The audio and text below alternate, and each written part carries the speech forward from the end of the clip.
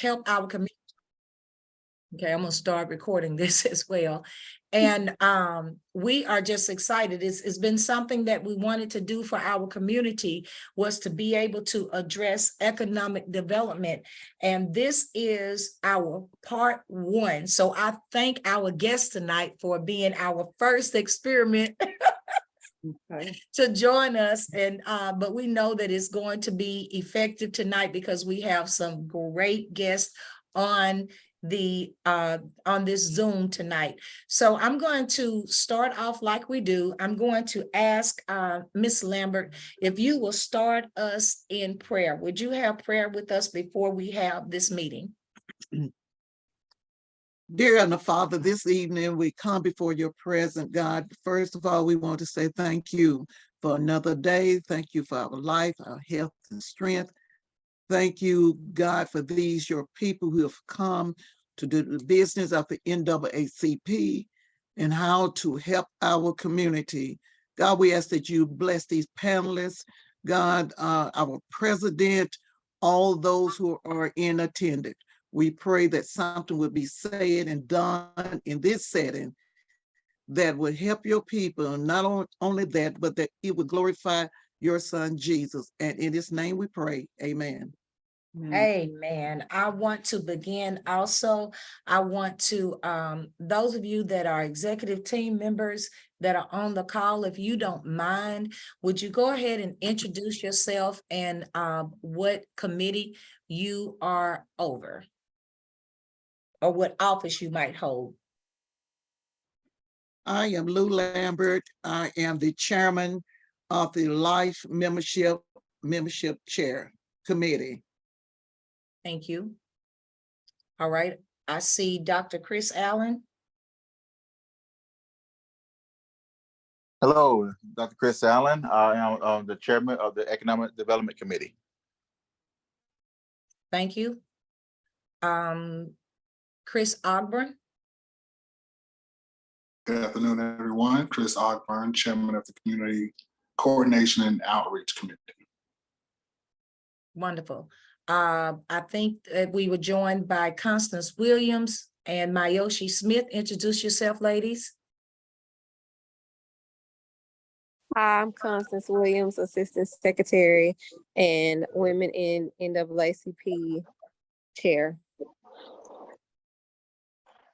Mayoshi Smith, Drew County Branch Secretary. Wonderful.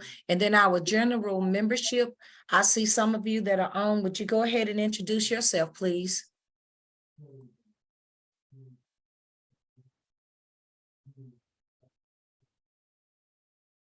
I think we have Sean Washington and Wesley Carnicle, which helps me in the public relations and communications department.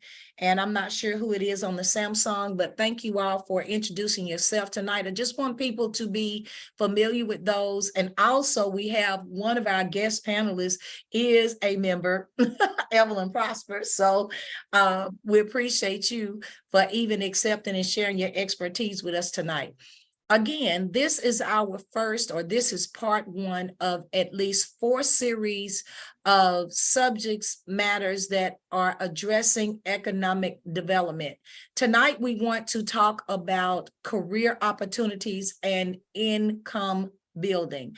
Before we start that, I do have, would like to address a few things as far as why we believe that it is relative for us to address economic development in Drew County, rural Arkansas, as well as, you know, all over America needs to address it and is addressing it. And we are taking up the realm to push and to get our community to a particular level that we thrive.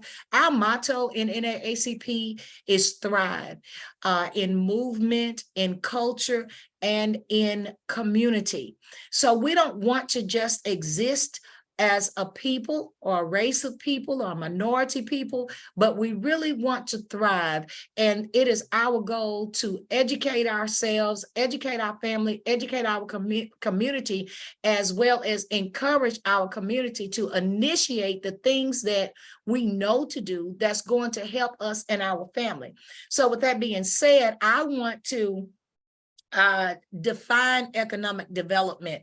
And it's somewhat of a new definition. It's known a little bit different from what it used to, but economic development is the creation of wealth from which community benefits are realized. It used to be connected to just making money, having jobs, but economic development is more than jobs. It's an investment in giving or growing our economy and enhancing the prosperity and quality of life for all residents. And so sometimes it may start with a job, but our ideal, what people have learned over the years is that we can, as a people, become wealthy. And rich and wealthy is two different things. But when you look at Drew County, when I first moved here and started to learn things, I realized that being in the rural area, it's wealthy all by itself because of all of the lumber, all of the land, and you find so many people who are land owners, but it may be underdeveloped or not knowing what to do with it. But the natural resources that we have around us make us wealthy, and so we just have to know how, so to speak, to till the ground. Economic development and what it means for minorities, particularly Black Americans, is that we face gaps in representation, okay? We face gaps in representations when it comes to job, when it comes to gender, when it comes to wages, when it comes to education, business ownership, property ownership, and much, much more. There are statistics in which I have somebody's going to share that in just a moment, that we still are behind. We're still lagging in Black America. And so communities like ours, or the Delta, or the rural areas of America, generally face things like poverty, extreme poverty. We have lack education, extreme ignorance. We're undereducated. We face and it creates a struggle in our community where we deal with infestation of drugs and alcohol and people who are trying to make a way through other means of hustling just to live from day to day. And so what we do is our goal, or our mission is that, hey, if we can help our own community, I mean, who else is going to help our community if we don't do it ourselves, right? We're at a time in which, as long as we're comfortable, everyone else is comfortable. And so we want to, as a branch, be able to get this information out to as many people as possible, help as many people as possible, come up and to raise your level of wealth so that we can thrive. I did think about this, okay, and I'm getting ready to bring Chris on, Chris Ogburn, but I did think about this. When I look around in our area, and somebody can interject or have a comment on this, is fine. I can see, or I use Delta and rural because when you look at Southeast Arkansas, generally we are looked at from Pine Bluff up, okay? Pine Bluff is popping and getting information out. Even they have incubators, things that help Black Americans. They're getting funds, they're getting, Pine Bluff up. But then what about our Delta? What about our rural areas? We have grant opportunities, organizations that you can see in other areas of the state who are helping one another, activities, definitely Chamber of Commerce. I love what I see in other areas. I said business incubators and banking. It's much different than it is in our area. And so this is just the start of many conversations that we're going to have among each other, many additional educational opportunities that we'll provide in the community, as well as once we find out what we need to do, we will be having conversations with those people in our community in order to get them to open the doors for our people. Now, what I did was I have solicited Chris Ogburn to give us some statistics before we go into our educational moment and a discussion on the statistics and how it relates, economic development relates to our area. Okay, Chris, go ahead. You'll have to come off mute. Good afternoon, Branch, and to our panelists, thank you for joining. President Pace, thank you once again for leading such a organized effort to spread awareness and bring educational resources to the economic infrastructure in the Delta of Arkansas. I know this is going to be very insightful, and I look forward to hearing from everyone, so I will be brief with my numbers. So I'm going to start with the population. And the way I like to do this is give us a broad perspective and kind of condense it down so we can kind of, just make some comparisons. As of 2020, there are 72.26 million millennials in America. So as of 2020, millennial generation make up the largest population demographic for America. Arkansas in 2022 actually grew 0.06% in the state for millennial population. Now, that's the entire state of Arkansas, but let's take a little bit deeper look into that. Central and Northwest Arkansas had an increase of 0.03%. But when you look at Pine Bluff and below, the Delta of Arkansas, we took a negative hit. We lost 0.06% of our millennial demographic in the state of Arkansas. Now, that can be attributed to most people graduating from their high school and shooting to Little Rock or shooting to Fayetteville.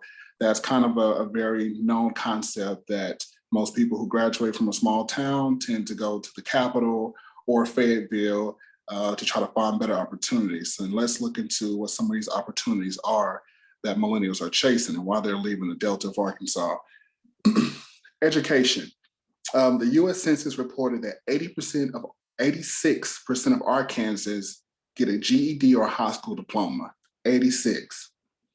Of that 86%, roughly 33% of those receive a associate's degree or higher. So that statistic is not too bad when you look at Arkansas. You can compare it to some other states. Once again, these numbers are coming off the US Census. These numbers were reported for 2020 through 2022.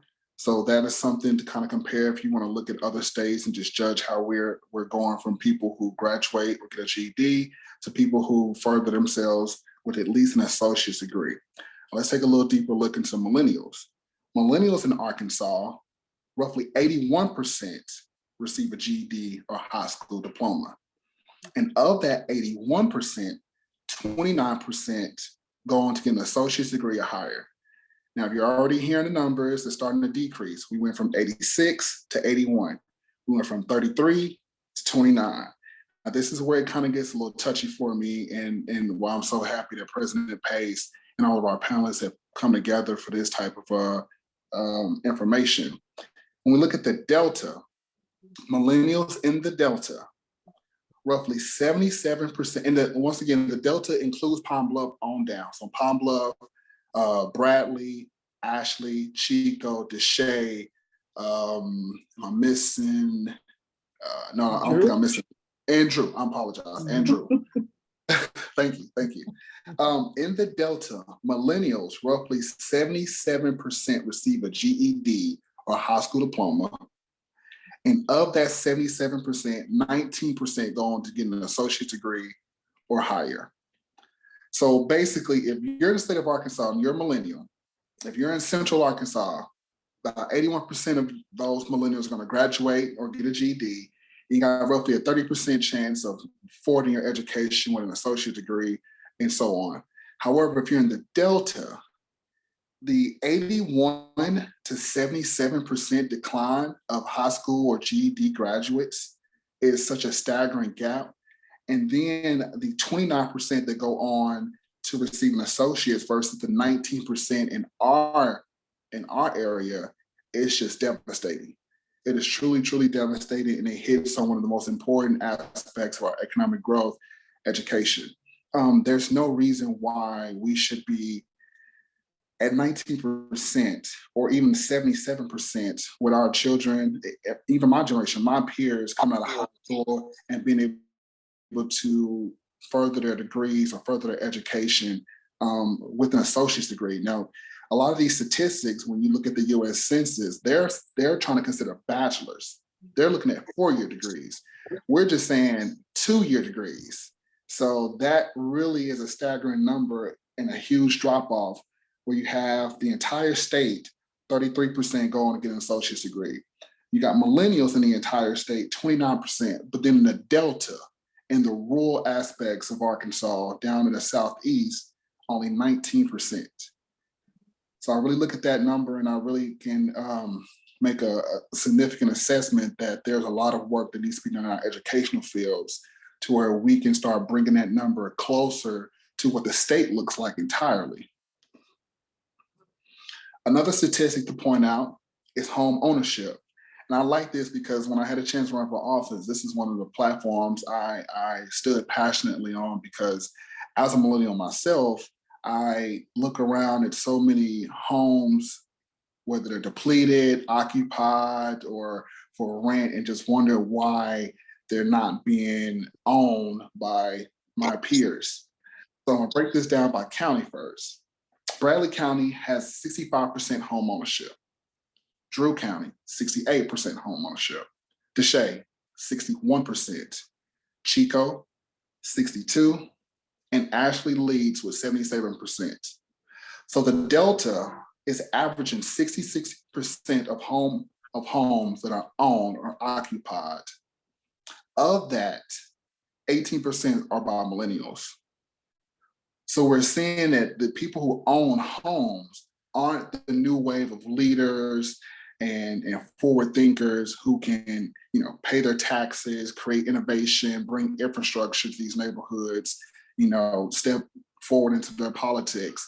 They've been owned by the same individuals who are keeping things stagnant, who probably is not contributing to our educational growth, and probably have already met their successes in life and have everything accomplished for themselves. So there's no need for them to pursue more than what they already have.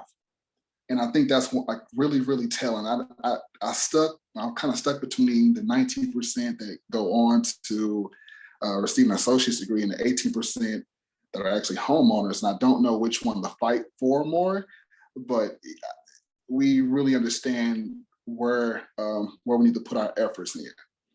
And the last stat I want to bring up is business owners. So personally, I am a insurance agent. I am a district manager here with Aflac. And one of the things that we do is we actually find companies, build relationships, and offer our insurance to their employees.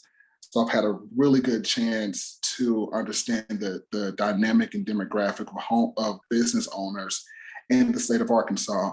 And of course, home owning, property ownership, and business ownership are some of the keys to the American dream that all of us are wanting to strive for. So let's look at these numbers really quickly.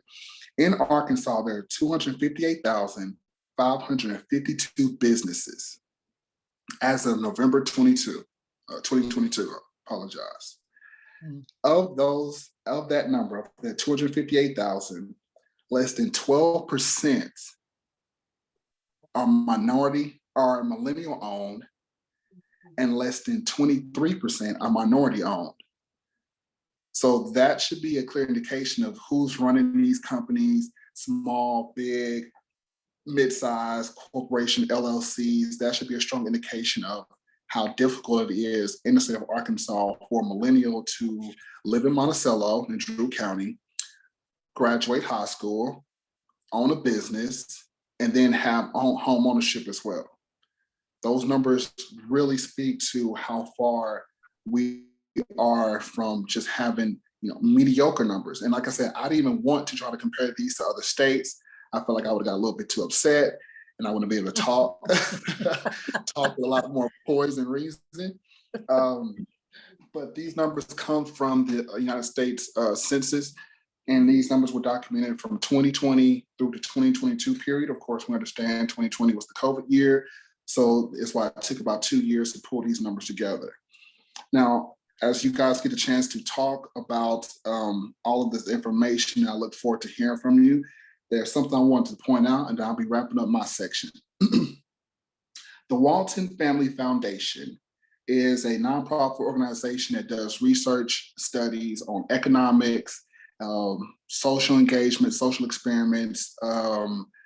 They have, if you've heard of them, a multitude of different grants and research and projects and studies that kind of hit on the Arkansas growth, decline, or stagnation within this state. So there's two things that really came to my attention when I was looking at one of their reports. And it's basically Northwest Arkansas, a survey was put out to millennials. And there's a lot of questions throughout this survey. There was two questions that came to my attention I wanted to just share with you guys. One of these questions says this: in thinking about things that might keep you from having the opportunity to live a better life in the state of Arkansas, which of the following do you think are problems that you or your peers face? How much of a problem do you think they are? And how much will it be for you in the future? Now, these are the top 3 answers, and these are all millennials and a little Gen Z and millennials that answered this. First answer, 41% of the answers was not being able to afford or buy a home. Second answer, higher education is too expensive or hard for me to access. And the third most answer, not having the right connections / political affiliation in the state. So you have a lot of millennials and Gen Z saying that in this state, it is hard to find a home, find an affordable home.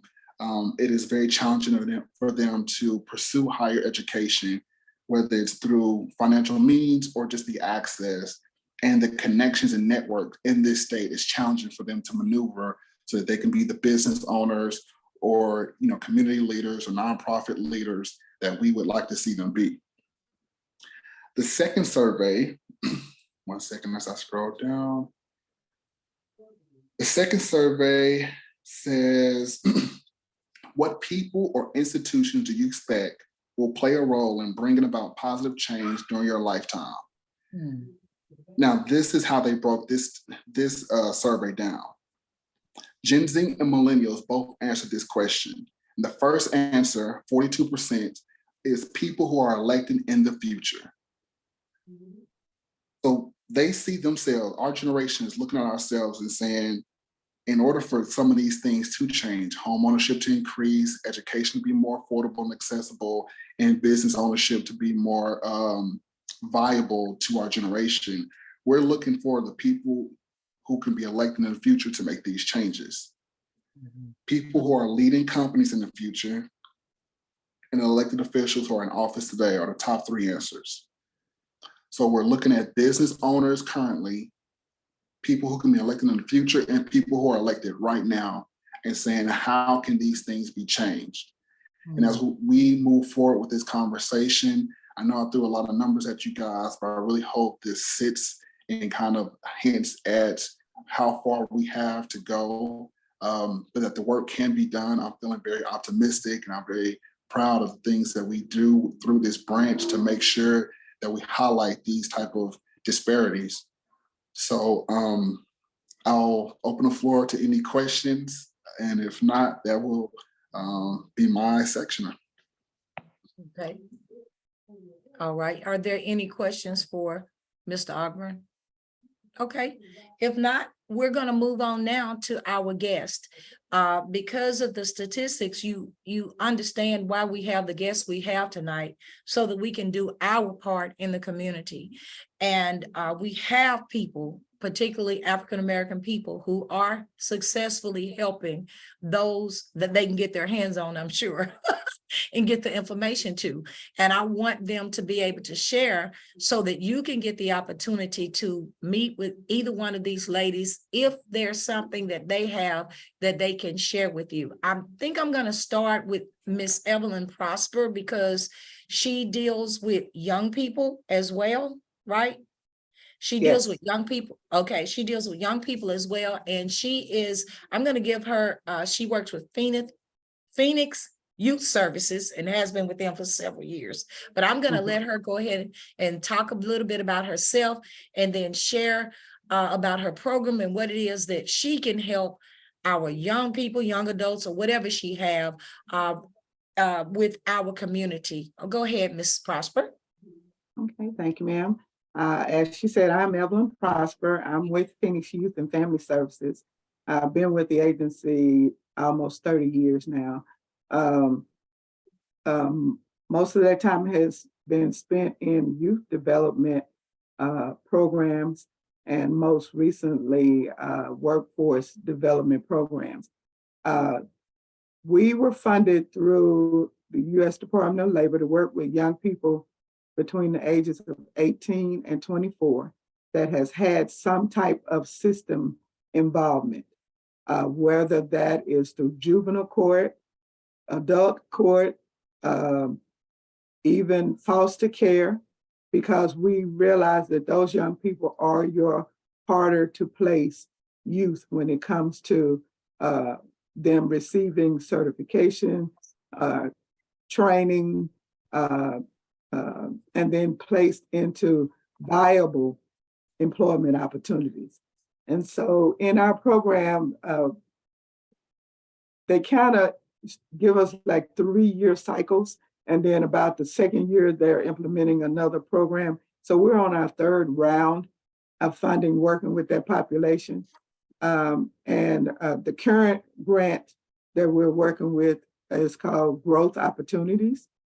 And it's again and instead, in the past, we've kind of gone by counties, but this time they went more with cities that have been more affected by violence, and more specifically gun violence. And so in this round of funding, we cover Drew County, let me change it, Monticello, Dumas, McGee, Crossett, and Pine Bluff. And if you think about those areas and as it relates to gun violence, you would understand why we chose those specific cities and locations. We have 4 pillars that we're concentrating on getting young people certified and trained and then placed into employment. Those pillars include medical, transportation, hospitality, and technology, because those have been reported to be the most up and coming areas that for employment opportunity. And so we bring the young people in. It doesn't matter if they have an open case or closed case, just sometime in their lifetime, they've encountered the justice system in some kind of way. And we know just that encounter it by itself clouds their judgment. It makes it more harder for us to reach them, to be able to encourage them to navigate systems, because it almost gets to the point where we feel like systems are against us. And so we don't take advantage of the opportunities that the systems have to offer, because the systems we've encountered has not treated us fairly. We've been disproportionately incarcerated, whereas a lot of times we want to look at those who actually make it to detention or make it to prison, but we don't think about the ones who were arrested and their counterpart of a different race.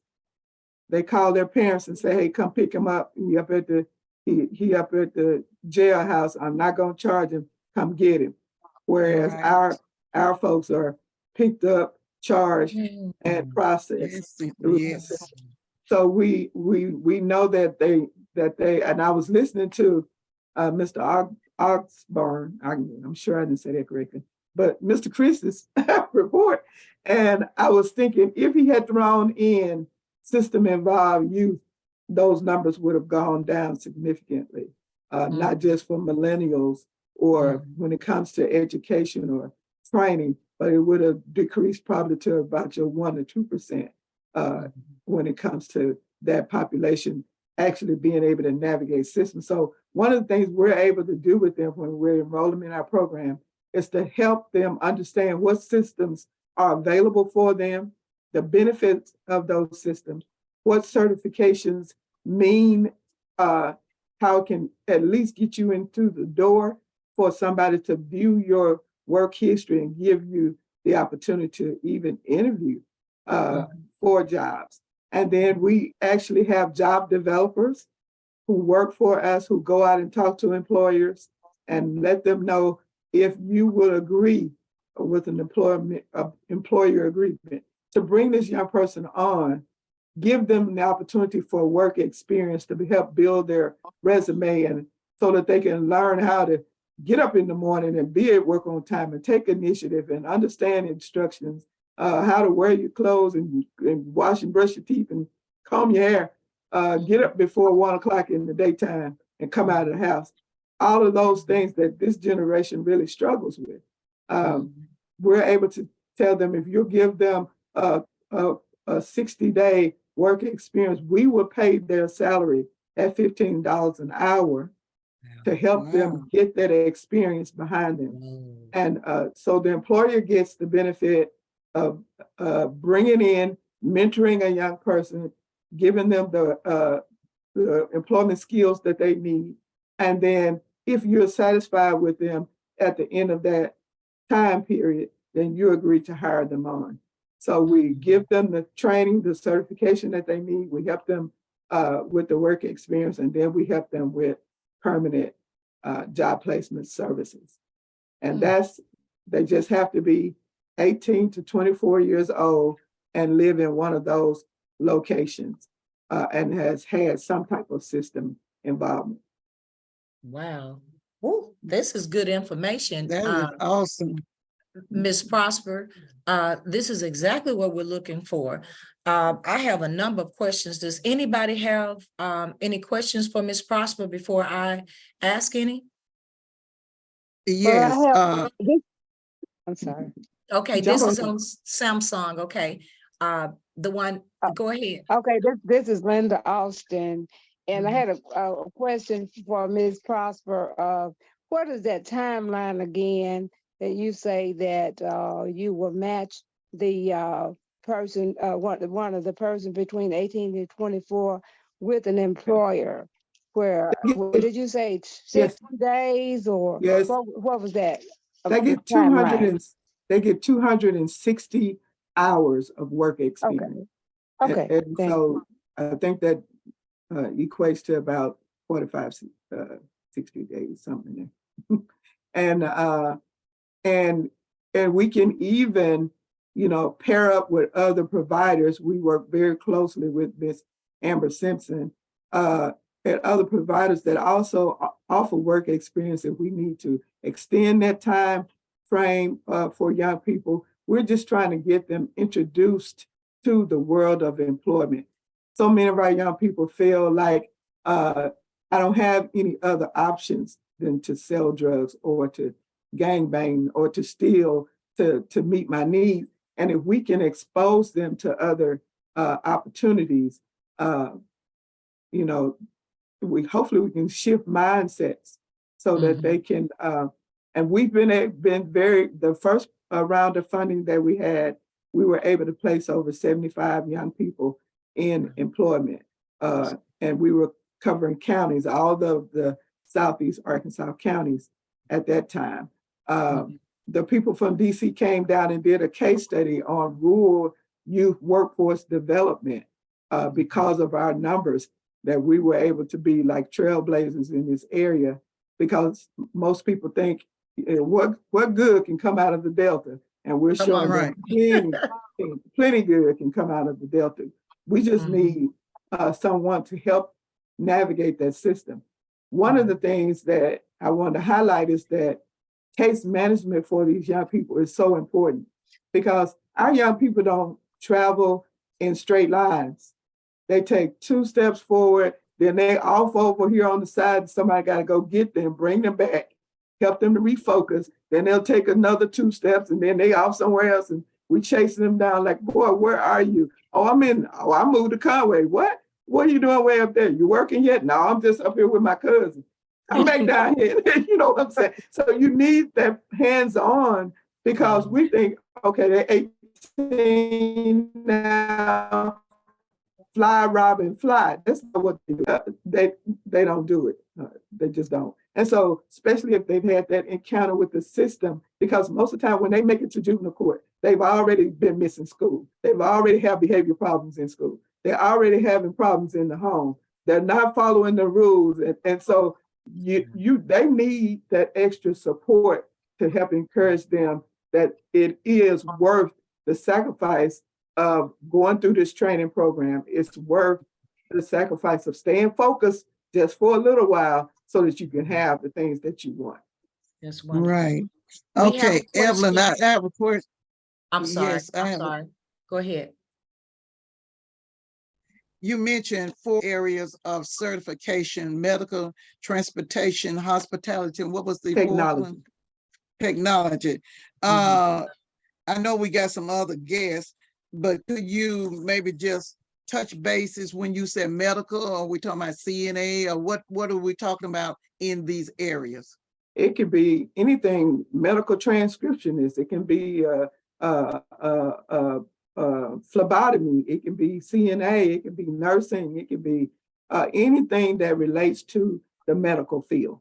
Because one thing we Okay. know for sure, as long as we got human beings, we don't need medical care. So that's a long, sustainable area for a young person to venture into. And transportation? Yeah, that can be either forklift driving, heavy equipment, CDL. I mean, anything where you're has some wheels on something and transport them from one destination to the next. Okay. Okay. I have a question offline. Trina Barrow says, do we have somewhere that would help young men and women age 14 through 16? Because lately this has been the age that's been getting in trouble. And you know, she works in law enforcement. Okay, yeah. Yeah, I understand. We do have the same level of service through our youth services department with Phoenix. Phoenix is the youth services provider for the Southeast Arkansas. It's the 10th judicial district. So we're the state's go-to agency for the 10th judicial district. And so through the state, we also offer some job development and job placement services for young people, independent living skills, behavior modification skills. All of those services come, but that is definitely through juvenile court. They're referred to us through juvenile court. So we can still do some of this placement services through juvenile services as well. Okay. All right. Thank you. We'll take one more question for Ms. Prosper, and then we're going to move on to our second guest for tonight. Is there one more question? Okay. Well, if not, I want to go. Trina says thank you. I want to go to Miss Ambra Simpson. She works with Southeast Arkansas Economic Development District, particularly Workforce Innovation and Opportunity Act. She is the regional manager and is located in Monticello. And let me say this before I move on. So I'm going to give all of you an opportunity to tell our audience where you can be reached. Okay. You can even put it in the chat box now if you can put it there. But I want to make sure everybody knows where they can reach out and find you, website, email, or whatever. But I'm going to give the floor now to Miss Ambra. Her areas, she serves Arkansas counties: Ashley, Bradley, Cleveland, Chico, Deshae, Drew, Grant, Jefferson, and Lincoln County. And I'm going to let her come in her own way to explain the services that she offers. Go ahead, Ms. Simpson. I just want to say thank you to the NAACP for giving me the opportunity to share with you the opportunities that we offer Southeast Arkansas through the services that we provide. Like you said, we cover 10 counties. We have 5 offices located throughout Southeast Arkansas. We have one located in Pine Bluff, which covers Jefferson, Cleveland, and Grant counties. We have one located in Dumas. It serves Deshay and Arkansas counties. We also have one here in Monticello, which covers Drew, Bradley, and Lincoln counties. And we also have one in Lake Village that serves Chico County. And we also have one in Crossett that serves Ashley County. We have several different funding streams that we cover, which is in-school youth, out-of-school youth, adults, and dislocated workers.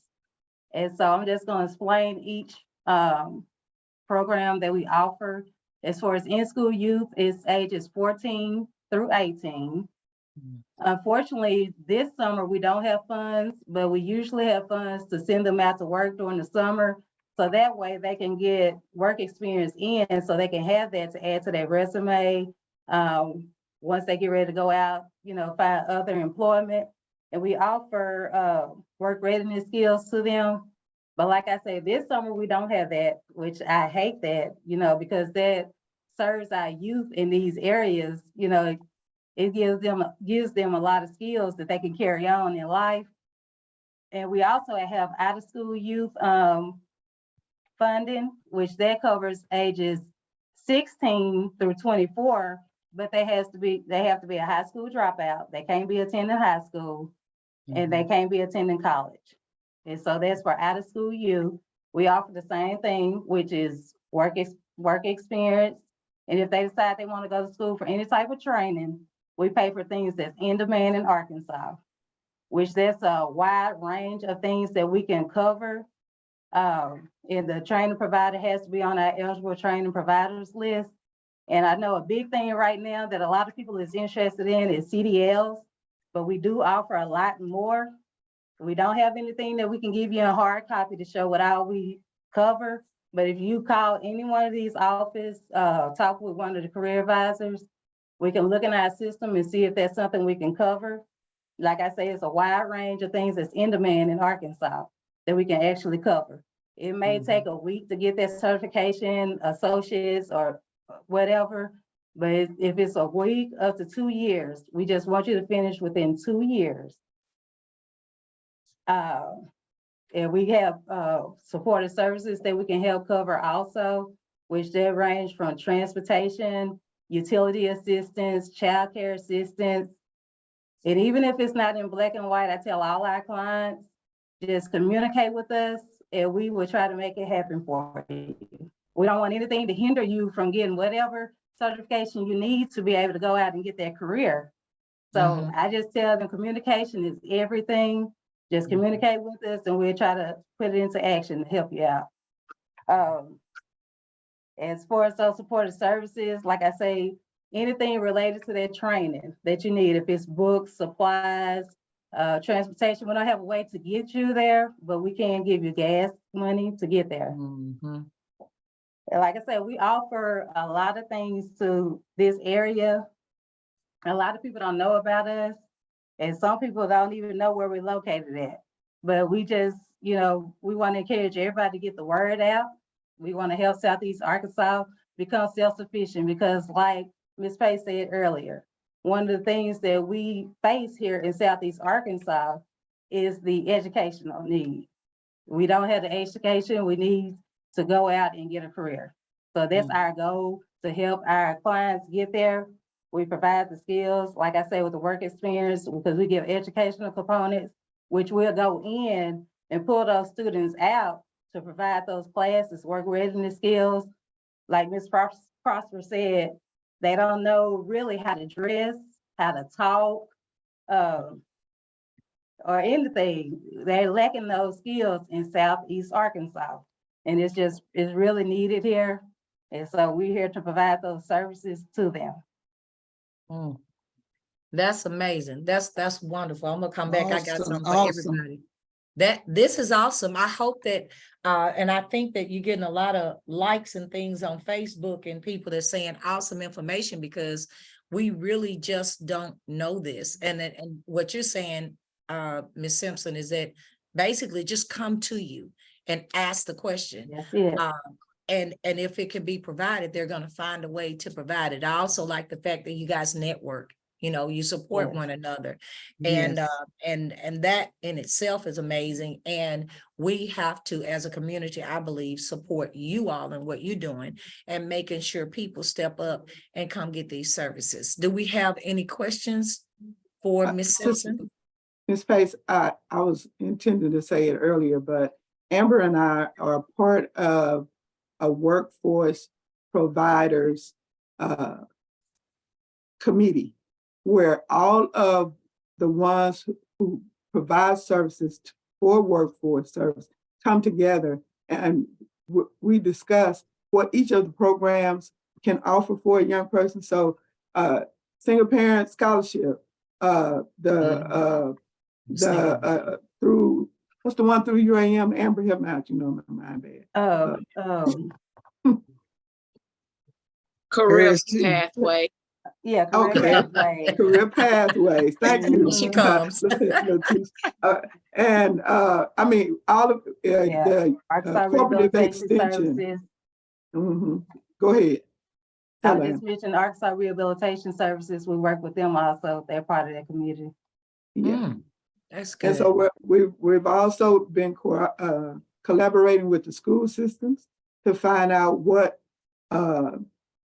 workforce services a young person can receive while they're in school, and helping us to coordinate with them. And they're referring young people to our programs.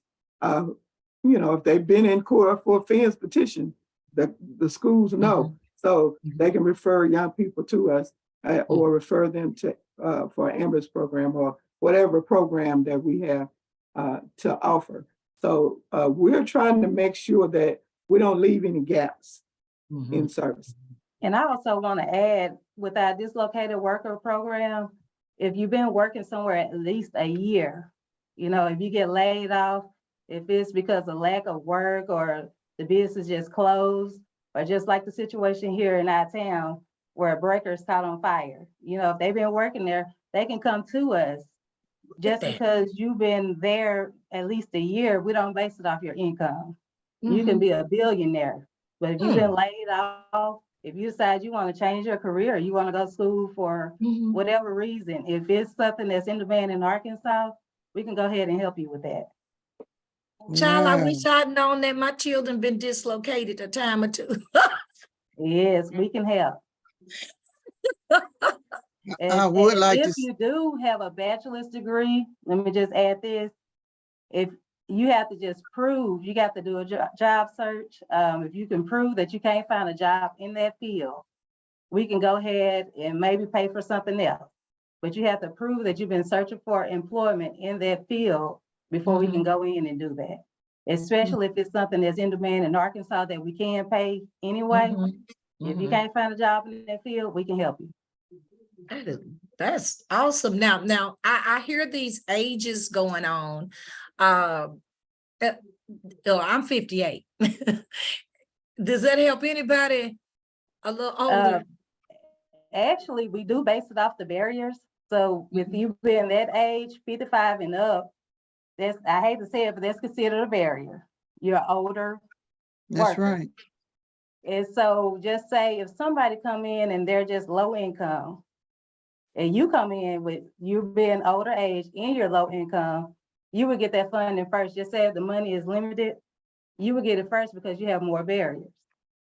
So that's why I say communicate, because the more barriers, the faster you'll get served compared to somebody else with the less amount of barriers. And when I say barriers, that could be, you could be offender, homeless, have a disability, older age. Those are considered barriers.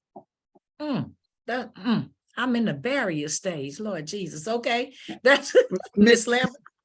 Miss Simpson, Yes, ma'am. which you said any service or any job opportunity, whatever is in demand in Arkansas, what are some of the demands for the state of Arkansas? Like I say, it is a lot that's in demand. Of course, truck drivers, nurses in all fields, heavy equipment operators. It's a wide range. Business administrator, management. It's a lot of things that's in demand. So, you just give us a call. And if you're unsure of what you want to do, we can give you assessments where you answer a series of questions, and then some results will come out that you may not have even thought about. So if you're unsure, don't let that stop you. Just come on in and we can take care of that also. That's wonderful. That's great. I wanted to say something about the homeless statement.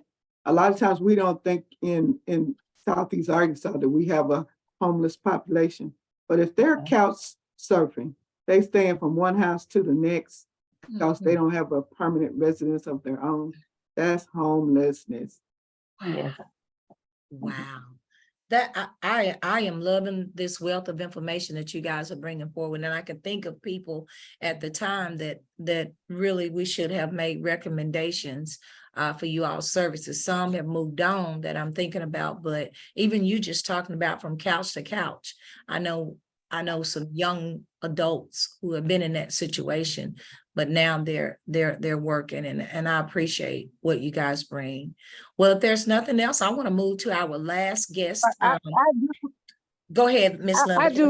do have something when they were talking about homelessness, because even in the Monticello area, the apartment complex that's behind Walmart, I think it has gone under a different management, where many of the tenants that lived in those apartments was on rental assistance.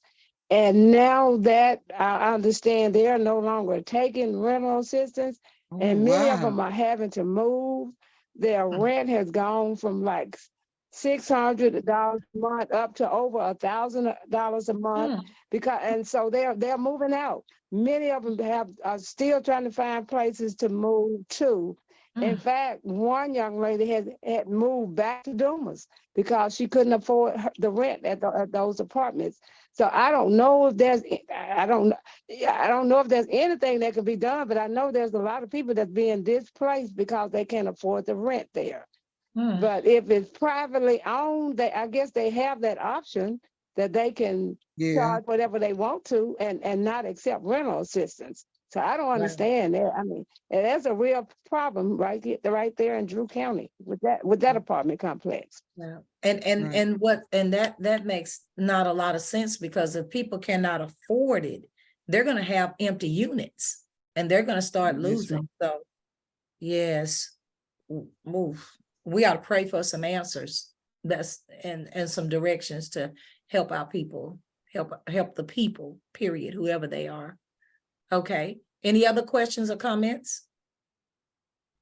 Okay, we're getting ready to bring our last guest tonight, and she was like hiding under a bushel, and I love that I lifted up that bush and found her, and I'm really excited about her being our guest on tonight. It's Miss Lateasha Franklin. She is a native of Wilmer and the proud daughter of John and the late Helen Hammock.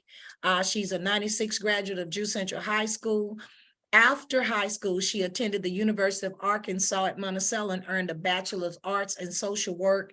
She later attended Capella University and earned a Master of Science in Mental Health Counseling.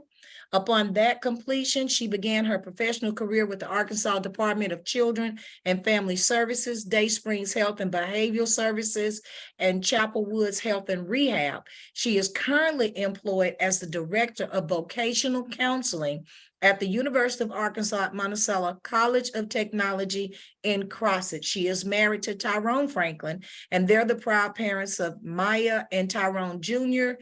They are Yaya and Papa Tacorson, Malachi and Malaya, and she has a son-in-law, Stephen. So I introduce to you Miss Franklin. Miss Franklin, share your programs and your opportunities with us now.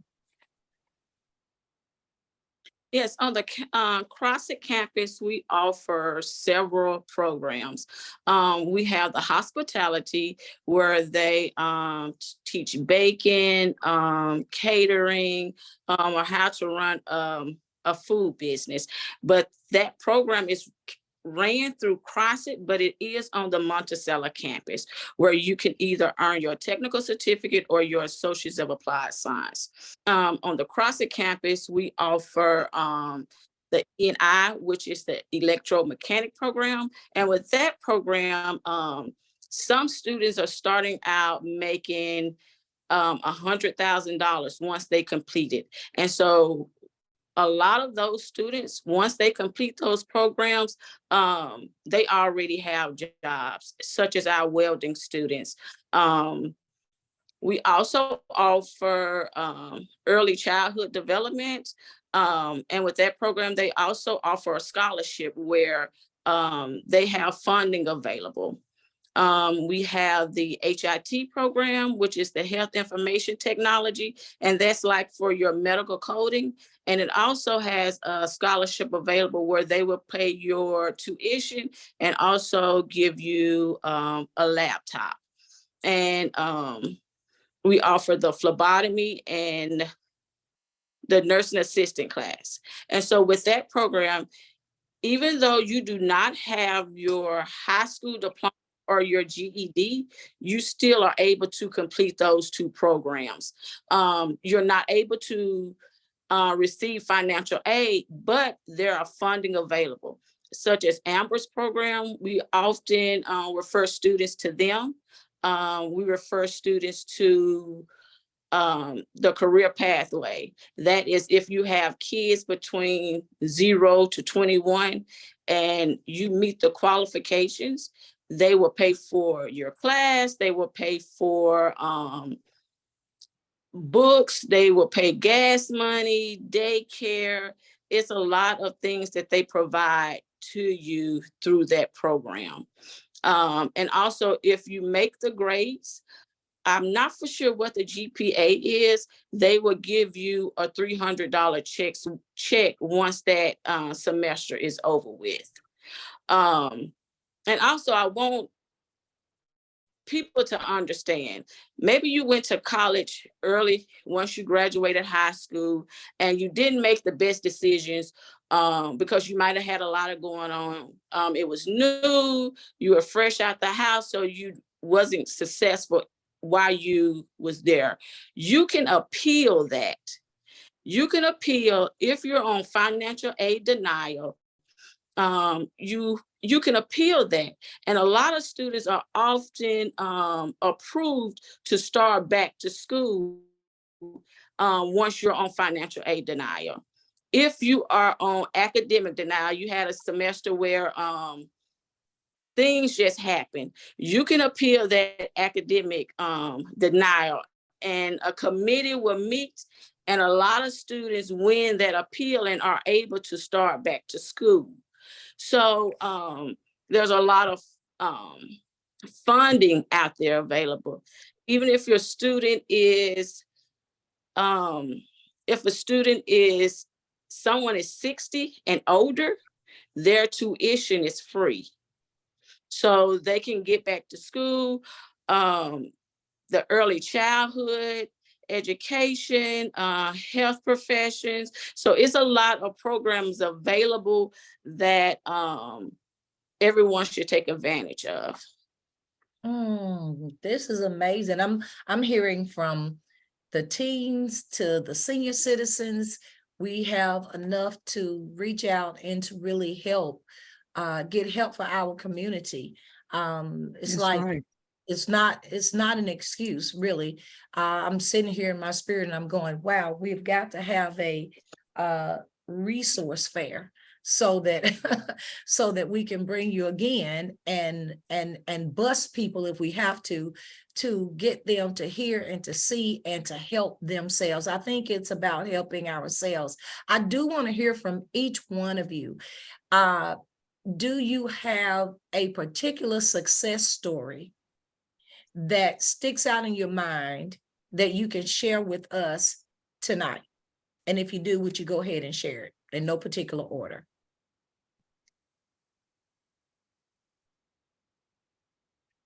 I do. I have a success story. Go ahead, Ms. Frank.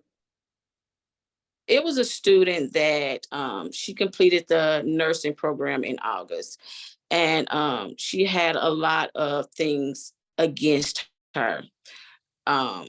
Didn't have the support, car issues, and she was at the point of giving up. But she continued, a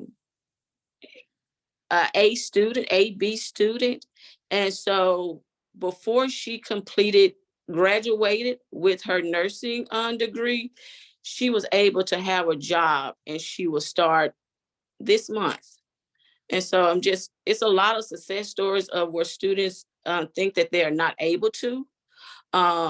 Because some may think, okay, I have a lot of family issues, I have to work, but there are always classes that's offered online, or they can have evening classes. And once you complete a program, it's a technical certificate or your associates, why not also start another program so you have several opportunities available for you?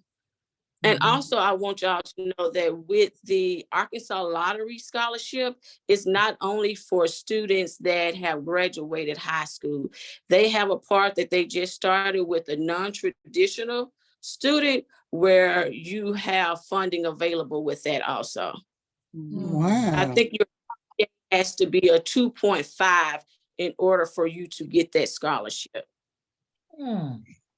That's amazing. This is good news. All right, Miss Prosper.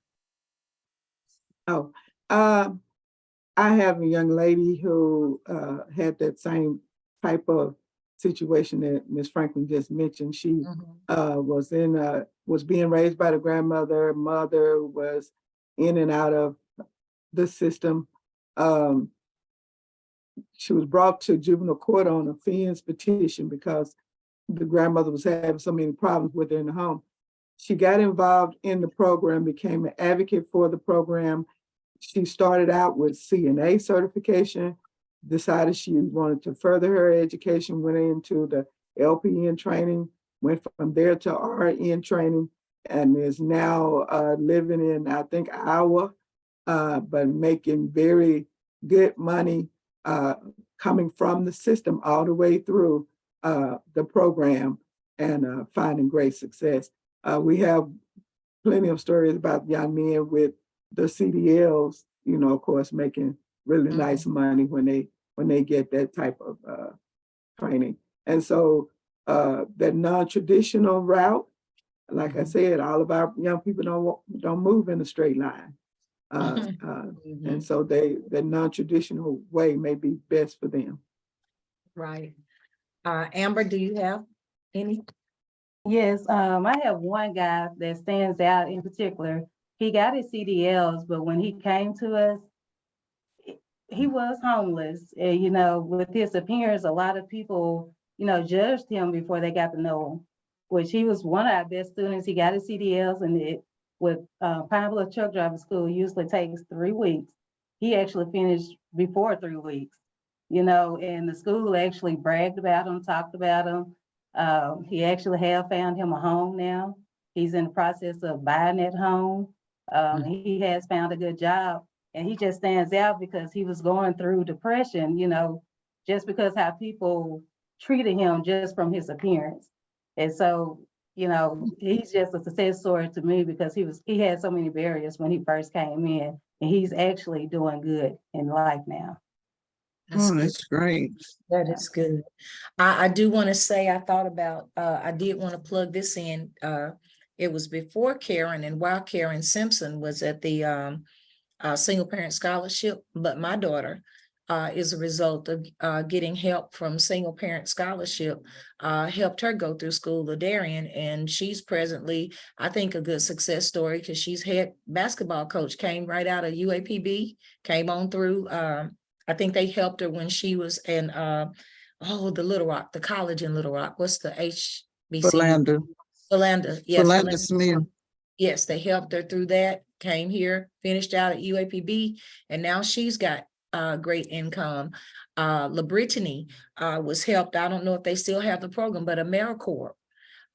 She was helped through AmeriCorps, and as a result, the what you call it, the student loans that she had, she never paid a dime. They helped pay her student loans back. So I don't know if that program is still there, but I just wanted to say there are a lot of opportunities if we just, step up and get involved with them, then I'm sure that we can thrive and we will just survive. Do we have any other questions for our guest on tonight or any comments? Okay. I would just like to say in closing that this is one of the things that the NAACP worked so hard to do. This is one of the ways that we will bridge the gap. We can do it. We will do it. We're asking those who are in attendance to help us. Let's share this information. Let's point people in the direction which they should go. A lot of people don't know, and some people are afraid. Like Ambra said, this young man took a chance. People began to judge him, but that is one of the ways that we as members can help, and that's one of the ways we can be successful in our own communities. Well, Ms. Lambert, since you're on that, can you tell everybody how they can become an active member of NAACP Branch 6042? Yes, you can become a member for $30 a year. If you want to just be a regular member, that's $30. You can go to the website naacp.org, or you can contact me, Lou Lambert, 870-723-4590. Or you can contact other people who you know are members. And again, go to the website, contact me, or contact another member. We'll be glad to have you. Wonderful. And we meet once a month. We meet, general membership meeting is still by Zoom. We figure we could reach people a little bit better if we continue to stay Zoom. And we do have members that are outside of Drew County, Monticello. We've got CrossFit members, Alderey Eudora, Warren.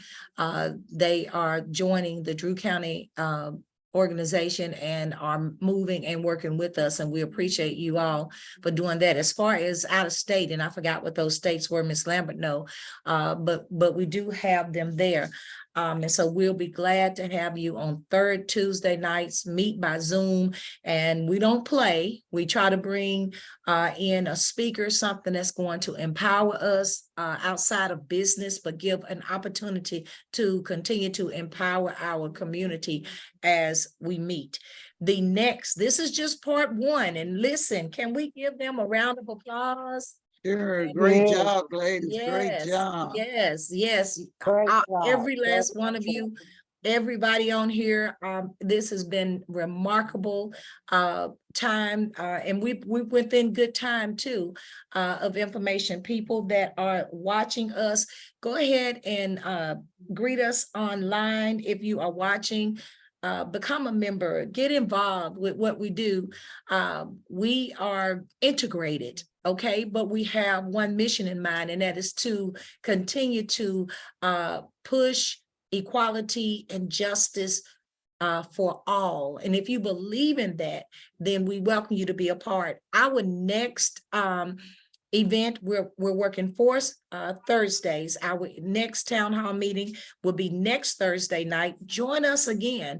This time we got other guests that are coming on from Pine Bluff, McGee, that will be on here, but we're going to continue from part one to part two. We're going to talk about workforce readiness, specifically when you talked about resume building, how to dress for success, interview interviews, how to be professional in a professional manner, no matter what job you have, and just a number of things that they're going to bring forward and have that type of conversation to help us build a career. And then the next Thursday, we'll be back here again, and we have guests. That module is going to concern credit education and credit as well. So we have experts that's going to be joining the line with us and testimonies that's going to talk about credit. I do want to let you know that NAACP is partnered with TransUnion. And so you can go to naacp.org,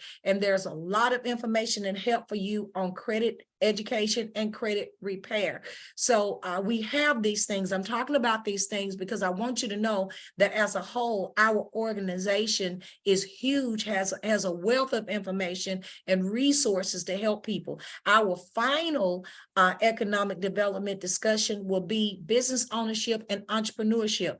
We're going to talk about raising up our business, non-traditional income, passive income. We're going to talk about resources and finances that you can have to actually build your business or get finances to continue to extend your business and so forth. So we're really reaching out to those people. If you know anybody or you have these expertise, just let me know. Just contact me, and we would like to bring you on so that you can share this information with our community. If there's nothing else, again, thank you so much. I can't thank you enough for your participation on tonight. And we're going to close. Dr. Allen, will you close us with prayer? This is what we do, you guys, at all of our meetings. We open up and we close in prayer. You're on mute, Chris. Dear gracious Father, we just thank you this evening for allowing us to assemble together. We thank you for our presenters, our guest speakers that's been here. We thank you for our president for putting things together for we can help empower our community. We pray as we leave this meeting and join again next week that you continue to grant us wisdom, favor, that we continue to empower individuals in our families and in our communities. We ask these in your son's name we pray. Amen. Amen. God bless and good night. God bless you. Thank you all.